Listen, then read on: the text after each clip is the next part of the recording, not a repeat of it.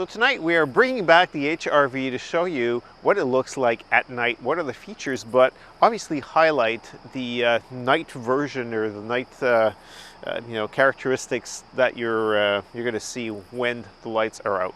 So obviously it's going to emphasize the LED lights in the front. Now if we look at some of the other features, obviously the security features are still there. If you've got a higher end trim, just wanted to show you this. Inside of the mirrors on the higher end trims, you get these, the blinkers basically, are not only in the front, but are also on the mirrors. If you have the lower end trims, you will not get that. So let's take a look at what it looks like in the back. So this is what it looks like from the back. It's very attractive with its little swirl here. As you saw during the day, it's written AWD here. I mean, no one's going to notice that at night. Let's go ahead and open this just to show you what the inside lights look like. Now, so you've got two lights on both sides here. What's noticeable is you don't actually have an on-off switch for these. So I don't know if that's going to irritate anyone out there, but that is definitely kind of a strange feature not to have, to be able to turn these off. So again, there's ample cargo room. Obviously, we saw this during the day, but let's go ahead and take a look at the instrumentation and show you what it looks like in the dark. Okay, so we are looking at the back, and what I wanted to highlight are two things. One is the actual window buttons have light on them so that you can see them in the darkness. I don't know if you can see that, but some of the cars do not offer that, and that's really an irritant for me, especially since it doesn't cost them much to put an LED in there. And the little lights on top here are very strange looking. They're not, instead of having just a center console, what you've got are these two little LED lights, which are quite bright, so I mean that's not a problem. And there's actually no way of turning these off if you're in the back. There's no switch or anything else that you can use to control these or prevent them from turning on when the doors are open. So let's go ahead and take a look at the actual center console and everything else. So we are looking at the controls, and first off, you'll notice that in the doors you get light on every single button. So I've reviewed Toyotas and other things, and I've been irritated by, for example, my RAV4 Prime that did not have the LEDs, so when it's very dark, couldn't see the darn buttons for the windows. Very annoying. In this case, it's all illuminated. Everything's great.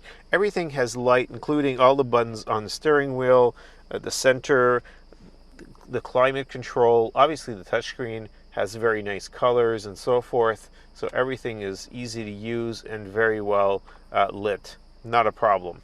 Now, the same thing goes with both the analog and the whole digital console here in the center. Everything's still very easy to use. And the center light, which are here, are very bright. And again, they're LEDs. Just, I did mention during the day that there is nothing to hold your glasses or anything else here. So that's still the case, obviously. Now, even the buttons for the sunroof, it's all there, very easy to use. Just press the button, it opens, and I can see it. I don't need additional light, or I don't need to worry about finding anything in the dark. Everything is lit, including the stop engine and big red button there. From a drivability, obviously, you can adjust things, steering and so forth, to be comfortable, and even the USB ports in the front. So you got one passenger, one on the driver's side, one in the front here.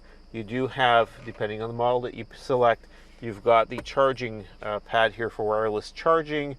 So either that, or you need a good old wire to plug. Now, you set the lights to auto usually, and it just automatically turns on the headlights. The high beams are nice and bright. There is no fog lights on this. I think in some countries this may be, I won't say a challenge, but maybe some of you out there might appreciate or can use fog lights.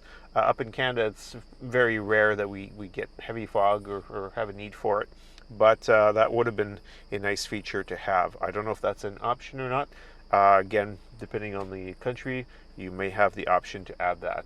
So one of the important features is the backup camera. So we thought we'd show you what it looks like when we're in the pitch dark, and it looks very, very clear. In fact, if I look in the rear view mirror, I can barely see what's out there, but through this we can see it very clearly, and we can actually change the different views here. This is very close and so forth. And what's also interesting, now that I've got it in front of me, is you've got the sensors around. So if there's any obstacles, they're perhaps low and outside of the vision, through the rear view mirror, it would detect it, and you'd be able to see it, whether it's a small shrubbery, or perhaps a child in the back of the vehicle. You'd be able to see it and sense it. So that certainly is a huge advantage at night. The other nice thing is, obviously, which is quite standard, are mirrors with lights. So again, in the evening, if you need to touch up your makeup, or you got something in your eye and you need to look it up. And of course, you do have this on both sides, so both passenger and driver. So one of the things that I would have preferred to see on this model, especially on the higher end trim, would have been a dimming mirror. Both the side mirrors and the center mirror would have been great if it could have been an auto dimming mirror.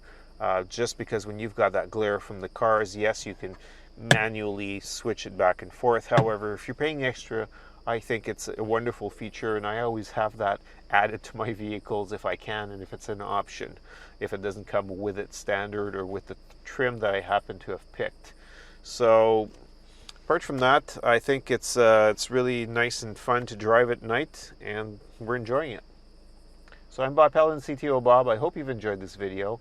Of course, please join us at www.ctobob.com, and you can leave some comments below. I love reading those. Thanks so much for watching. We'll see you in the next video.